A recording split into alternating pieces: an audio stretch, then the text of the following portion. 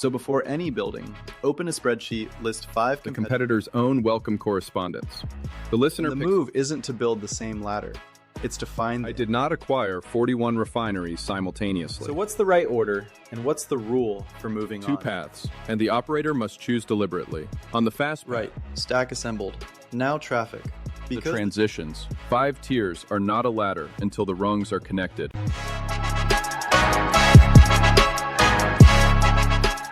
By 1880, one operator was inside 90% of every barrel of refined oil sold in America.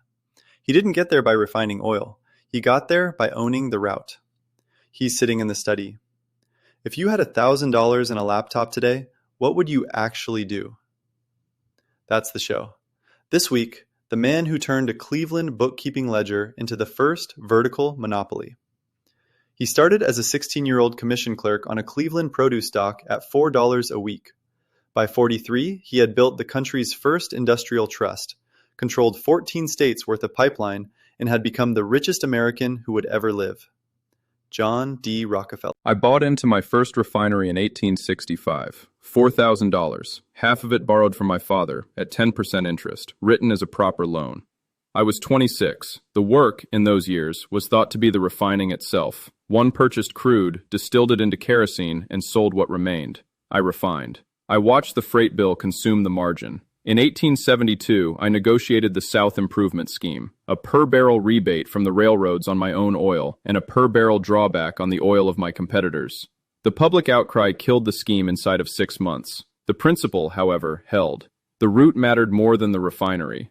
By 1882, the trust agreement bound 41 stockholders into a single ledger which one man could read on one page. Most operators thought the work was the refining. The work was choosing what to refine and where to count it. That handoff is the part I want to start on because the modern operator skips it, almost without exception. Most listeners are halfway into a tool subscription before they've decided what they're selling.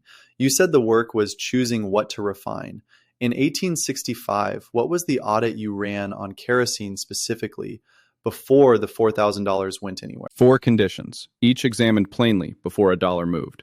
The first, could I speak as an operator peer rather than as a researcher? I had book-kept commissions on Cleveland produce since age 16. I understood freight, draft, and the temperament of a man who loaded a rail car.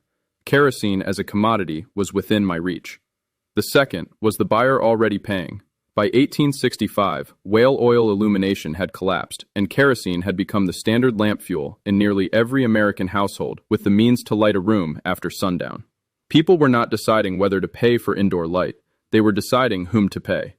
The third, was the trade wide enough to admit a ladder of ascending positions, from the simplest refining to the most integrated transport? Crude, refined, transported, retailed, lubricated. 5 tiers, each with its own price band. The fourth, did any one operator already own the field? In 1865, no refiner controlled more than 5% of national capacity. The market was crowded, but the crowd was small operators, not a monopolist sitting at the top. 4 conditions, all green.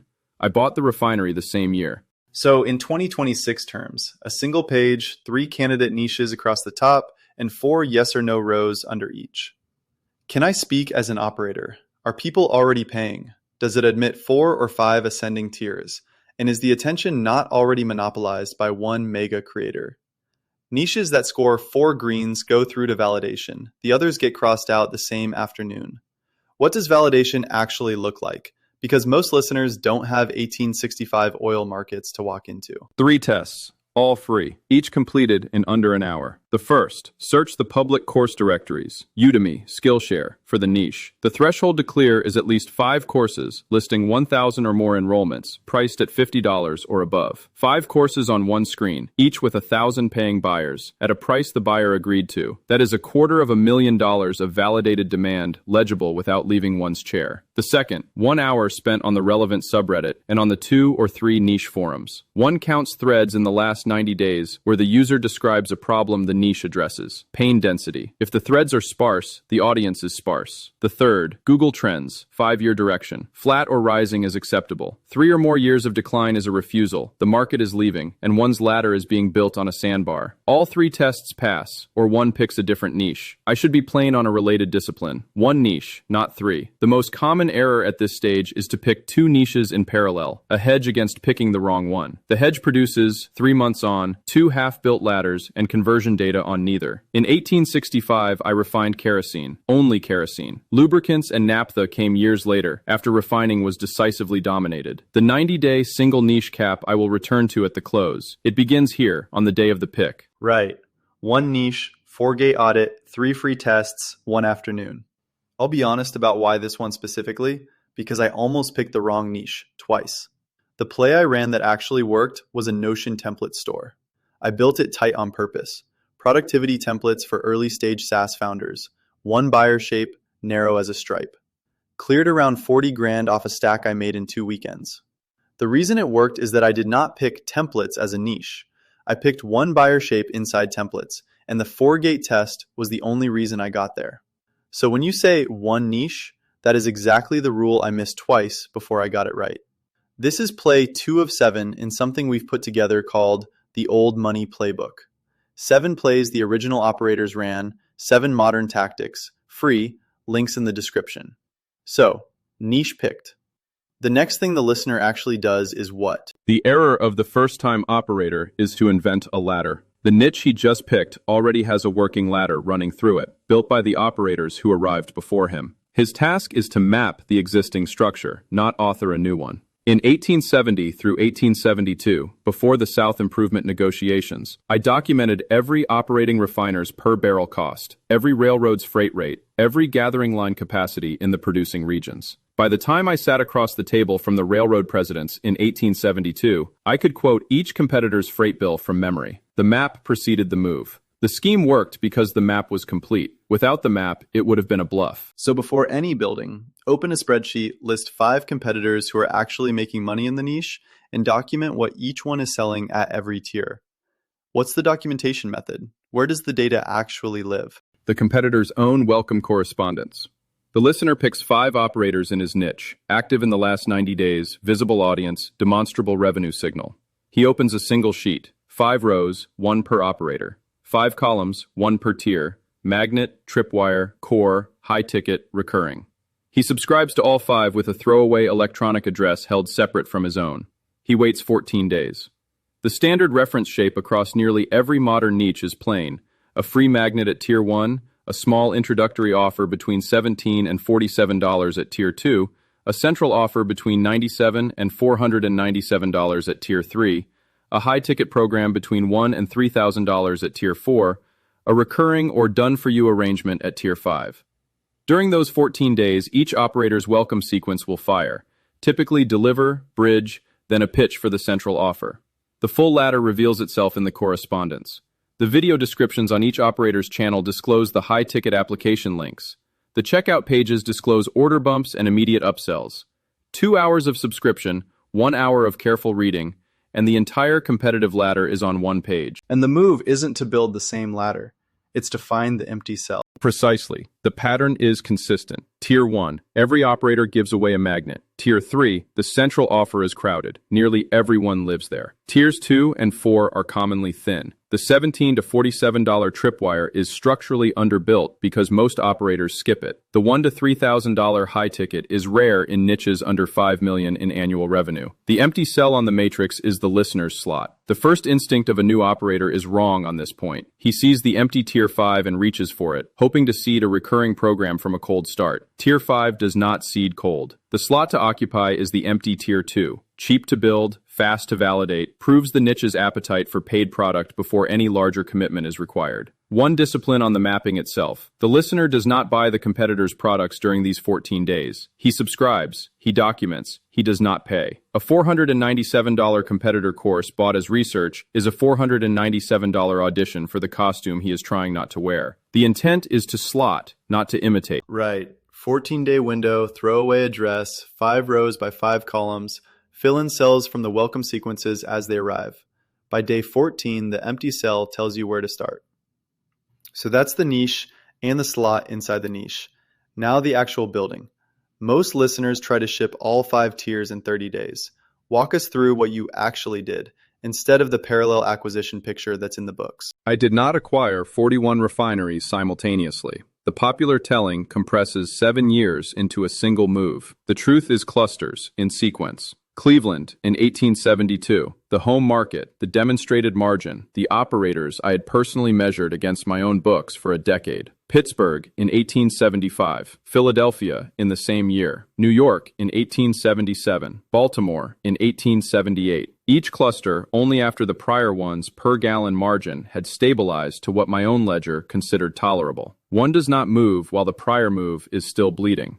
The modern operator, looking at the standard 5-tier shape, the free magnet, the small introductory offer, the central offer, the high-ticket program, the recurring community, receives the diagram and infers parallelism. He builds 5 things in 30 days and arrives at month 2 with 5 half-finished things and no conversion data on any of them. The diagram is correct. The order is wrong. So what's the right order, and what's the rule for moving on? Tier 1 and Tier 3, in that order. The free magnet, a 10 to 30 page guide, or a 5 to 7 letter mini course, or a 30 to 60 minute video workshop that delivers a tangible result inside an hour of opt-in. Not a teach everything document, a single promised outcome delivered. That is Tier 1's whole job, to validate the audience and prime the buyer for what follows. 3 to 5 days of work. After the magnet, Tier 3, the central offer at $97 to $497. A 4 to 8 week course with 8 to 15 modules, or a productized service at $299 to $499 for a fixed deliverable in 7 days. 11 to 25 days of work. Only after Tier 3 has produced 10 paying customers does the operator build Tier 2, the small introductory offer at $17 to $47, placed between the magnet and the central offer to liquidate advertising spend. 5 days of work, 6 to 10 if a video course. Only then Tier 4, the high-ticket program at $1 to $3,000, built fourth in the order and sold to buyers Tier 3 has already produced. 5 to 10 times the central offer price, an application form on the central offer thank you page, a 30-minute call to qualify. Tier 5, the recurring or done-for-you arrangement, is at the earliest a 4th month conversation. Build order, not display order. 1, 3, 2, 4, 5. The thresholds for moving are not invented. Of opt-ins to the magnet, between 5 and 10% ought to purchase the small introductory offer when offered immediately upon opting in. The threshold to clear is at least 5% measured against 1,000 opt-ins or more. Of opt-ins, between 0.5% and 2% ought to purchase the central offer in the 30 days following. Of central offer buyers, 1 to 3% ought to ascend to the high-ticket program in 90 days. Below those floors, the operator does not lower the price. He rewrites the angle. Lowering the price treats a positioning failure as a pricing failure, and the offer that did not pull at $30 will not pull at $20 either. The buyer was not sitting on the fence about the figure, he was sitting on the fence about the promise. Right, rewrite, don't reprice.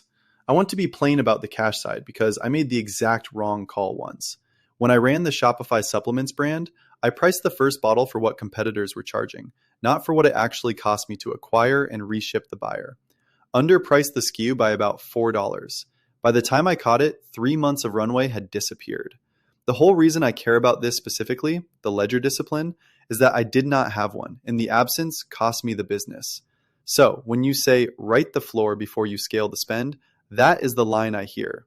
John, give the listener the working capital shape so he doesn't make the same call. 2 paths, and the operator must choose deliberately. On the fast path, paid advertising from the first month, one needs roughly $2,000 to $3,000 of working capital. $1,000 is the advertising spend. The remaining $1,000 to $2,000 carries the tools, the design assistance, and the hold periods that the payment processors apply to a new account in its first 90 days. On the slow path, organic only, no paid traffic, the requirement falls to $200 to $500 a month for tools alone. That is the path that keeps the show's frame of $1,000 and a laptop honest. The operator chooses the path that matches the runway he has, not the impatience he has. The 2 paths are not the same business with different speeds. They are different businesses. And one figure that ties this beat to the next. Do not add a second niche, a second ladder, until the first ladder has been profitable for 90 consecutive days. That cap belongs to the close. It begins, however, on the day the working capital figure is written down. So the listener has the niche, the slot,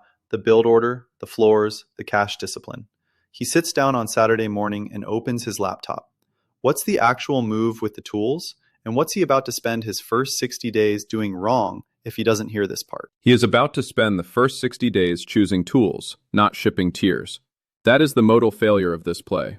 The actual shape at the seed stage is one platform that hosts every tier: magnet, introductory offer, central offer, email correspondence, community, under one roof for under $50 a month. The integration is the play. Running 6 tools is precisely the mistake my competitors made by leaving their pipeline contracts at the door of someone else's office.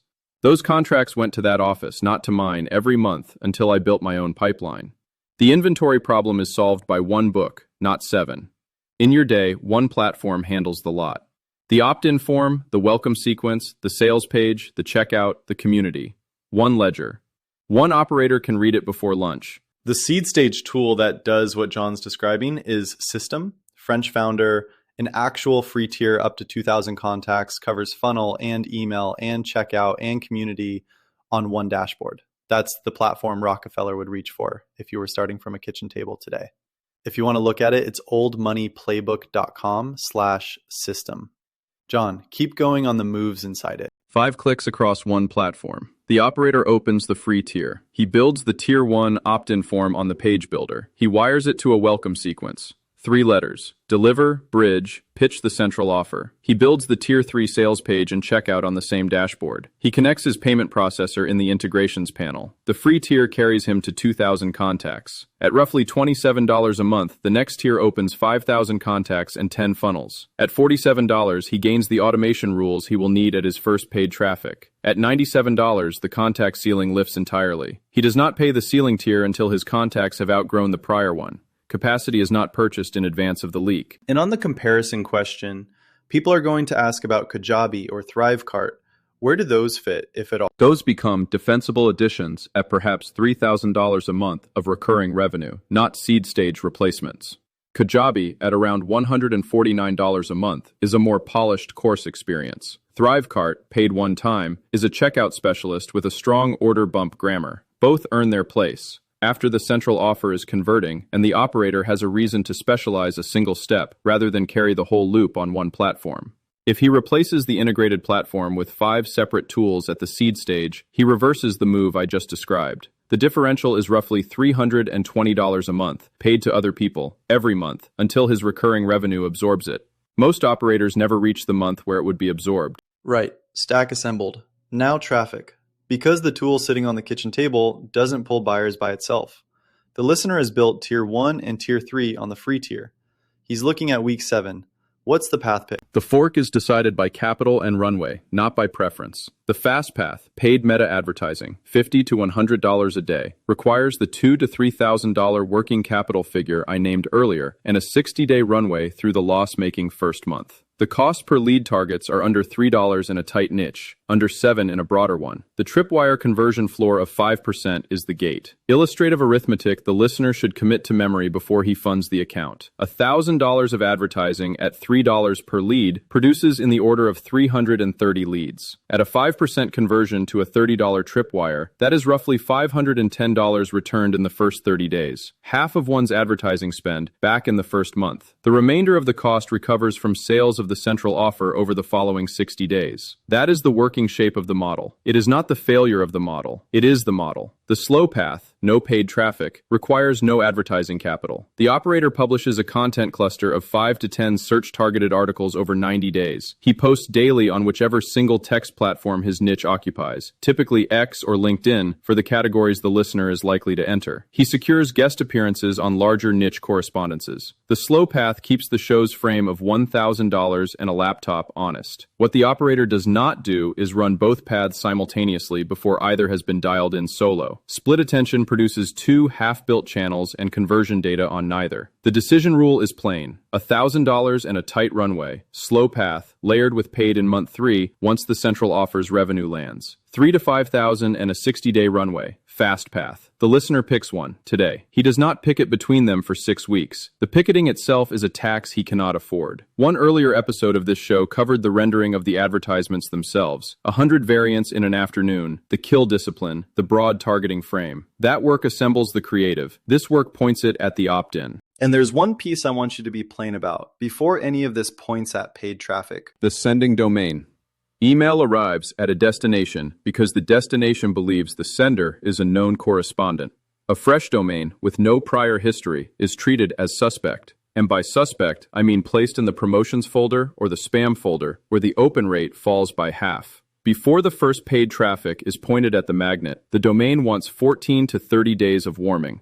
The pattern is plain. Send the welcome sequence to the warmest 50 contacts the operator has hand-collected. Ramp from 50 to 500 sends per day across the window, and only then point advertisements at the page. Skipping the window commonly drops inbox placement to 30 to 50% on the first cold sends. The work was always the route, and the modern equivalent is whether the post office knows your name. Listener has the integrated stack, the path pick, the warm-up window. The harder thing is what happens between the tiers. Most operators ship the 5 tiers and then wonder why the ladder isn't laddering. Walk us through what they're missing. The transitions. 5 tiers are not a ladder until the rungs are connected. 5 automations carry the connection, each pre-built as a rule on the same dashboard the operator has already opened. He does not need a 6th tool. The first, the order bump on the introductory checkout, a related add-on at $17 to $27, shown as a single checkbox at the moment of payment. It commonly captures 10 to 20% of buyers and lifts average order value by 20 to 35%. It is the single highest yielding line in the entire system, and most operators do not have it on their page at all. The second, the post-purchase sequence for an introductory offer buyer. 5 letters across 14 days. Deliver, bridge, pitch the central offer. The third, the post-purchase sequence for a central offer buyer. 7 letters across the same window. Deliver, warm to the cohort, application form for the high-ticket program. The fourth, the downsell. When a buyer rejects the central offer at the immediate upsell page, 3 letters across 7 days, pitching a $47 shorter version. That sequence commonly recovers 15 to 30% of the central offer revenue otherwise lost. The fifth, the application form CTA on the central offer thank you page. Every central offer buyer is directed to a 5-question application that funnels into a 30-minute call for the high-ticket program. The application is the qualification. Buyers who decline the 5 questions decline the call. So the list isn't build 5 tiers. The list is build 5 transitions. What's the lever the listener actually pulls this week? Most operators look at 5 transitions and try to fix all 5 at once. He builds the matrix on a single sheet. 5 rows. Lead to introductory, introductory to central, central to high ticket to recurring, introductory to bump. 5 columns. Current conversion percentage, the floor, the date he last checked it, the status, the next action. He updates it weekly. The cell with the largest gap to its floor is the only project for that week. Not the second largest, not the prettiest page, the transition that is bleeding leads. The discipline is the same one I applied to refineries. Every refinery's per gallon margin compared monthly against every other standard refinery. The worst performing was either fixed inside 90 days or shut down. Fix the worst transition, not the second worst. And the closing rule, the one that protects everything we have just constructed. The latter takes 60 to 90 days, at the earliest, to compound. The first month is loss-making on the fast path. The lift comes from the central offer and high-ticket sales that arrive in the second and third months. Until ladder 1 has been profitable for 90 consecutive days, no second niche, no second ladder, no shiny pivot. The 4th month pivot to a second business is, in nearly every case, shiny object syndrome dressed as strategy. Standard controlled refining for a decade before the company touched anything else. The railroads were a route, not a second business. The listener will be tempted to add, the discipline is to connect the things he already has, until the ladder ladders. Right, so the lever this week, pull up a sheet. 5 rows, 5 columns. Write the floor in column 3. Compute the gap in column 4. The biggest gap is the only project. After 60 days of running this, the diagnostic stays with you, and the dashboard handoff goes to an assistant. The operator stays on diagnosis and offer pick. The assistant runs the matrix update. Okay, standard podcast closer, John. Where can people find more of you? Where should they follow you? Lakeview Cemetery, Cleveland, Section 10. I have been there since 1937, punctually. Right, 7 plays, 7 modern tactics, free. Links in the description. Next time, Claude Hopkins on Copy That Earns Its Place. See you then.